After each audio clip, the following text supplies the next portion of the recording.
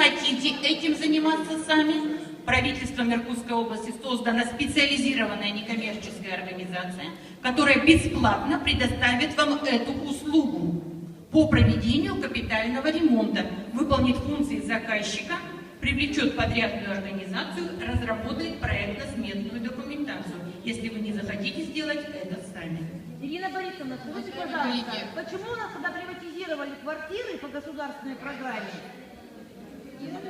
Дома не были отремонтированы капитально. А это как мы будем делать? Я остановилась об этом в самом начале своего выступления, что статья 16 Федерального закона о приватизации, к сожалению, работает не в полном объеме, в связи, опять же, отсутствием финансовых средств. Подождите, а почему тогда собственники остались в этом виноваты?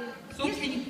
Нет, если не работает федеральная программа постановления правительства. Федеральная программа работала 6 лет и продолжает работать дальше. И деньги выделяются. Вы только сейчас сами сказали, что программа... Она не работает в полном объеме. В полном объеме. Так, коллеги, все, мы уже пошли, как вот я и Я предполагал. следующий вопрос. Продолжаем Письменный вопрос, ответ и переходим к следующему вопросу. Просьба не выкрикивать. Если элементарно поднимаете руку, к вам подходит Поясните. микрофоном человек. Если будет...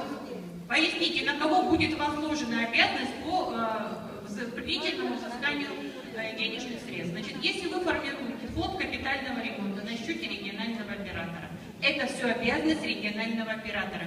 Ежемесячно выставлять вам платежную квитанцию, начислять пени за несвоевременную плату и работать с неплательщиками, то есть подавать иски в суд.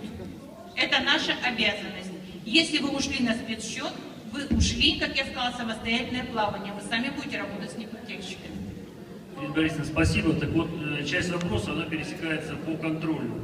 Следующий вопрос, который мы хотели бы вам представить, это вопрос как раз контроля за целевым расходованием денежных средств, сформированных за счет сносов на капитальный ремонт общего имущества на квартирных домах, расположенных на территории Иркутской области. И основные нарушения, которые могут при этом допускаться управляющими организациями: начисление платы по общедомовым приборам, учетом многоквартирных домов. Слово предоставляется Ирине Валентиновне Савинцевой, заместителю руководителя службы государственного жилищного и строительного надзора Иркутской области.